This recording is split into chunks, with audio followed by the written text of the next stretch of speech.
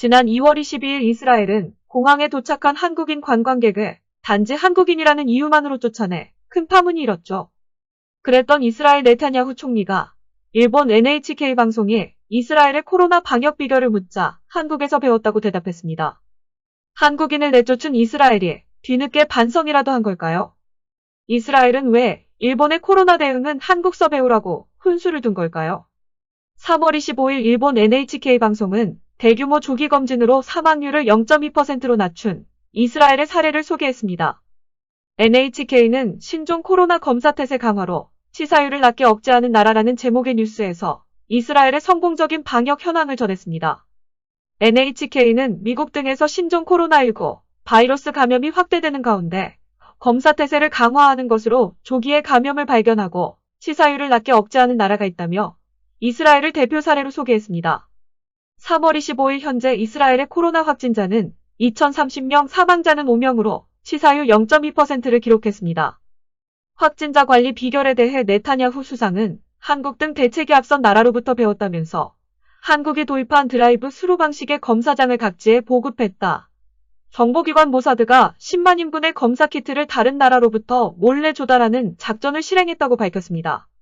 이스라엘은 한국의 진단 시약업체인 시젠에서도 코로나19 진단키트 일부를 공수해간 것으로 알려졌습니다.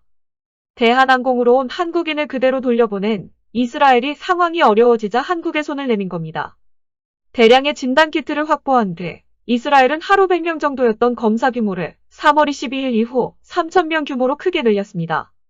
NHK는 이 같은 검사 태세 강화가 감염 확대와 의료 붕괴를 막은 비장의 카드라면서 이스라엘은 한국의 방역 대책 효과를 분석하고 있다고 전했습니다. 이스라엘 현지 방송국의 감염증 전문가 나다브 AR 기자는 이스라엘은 이른 단계에서부터 모든 입국자의 격리 조치를 의무화해 중증으로 악화되기 쉬운 고령자 감염을 억제했다고 말했습니다. 2월 22일 이스라엘은 텔아비브 벤구리온 공항에 도착한 한국인 130여 명을 그대로 한국으로 돌려보내 파문이 일었습니다. 일본의 유력 방송이 대규모 검진으로 코로나19 사태에 대응하고 있는 이스라엘 사례를 통해 일본 정부의 소극적 검진 태도를 우회적으로 지적한 뉴스인데 사실상 이스라엘 정부와 전문가들은 일본도 한국한테 배우라고 훈수를 둔 것입니다. 이에 앞서 일본의 대표적 뉴스통신사인 교도통신도 한국의 코로나 대응을 긍정적으로 보도했습니다. 교도통신은 검사 31만 건, 의료체제 붕괴 안에 경증상자용 시설로 병상 확보라는 제목의 서울발 기사를 내보냈습니다.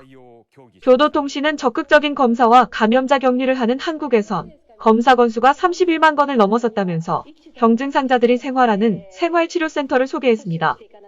교도통신은 지금까지 약 8,800명의 감염이 확인된 한국에서 이 센터가 의료체계의 붕괴를 막아주고 있다고 전했습니다.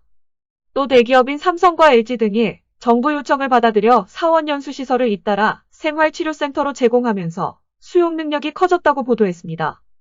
교도통신은 미국 워싱턴 포스트가 한국 검사 체제에 대해 바이러스에 대한 가장 효과적인 무기라고 표현하는 등 해외 언론의 칭찬이 이어지고 있다고 덧붙이기도 했습니다. 끝까지 시청해주셔서 감사합니다. 공감하셨다면 좋아요와 구독을 꼭 눌러주세요. 구독과 좋아요 버튼을 눌러주세요.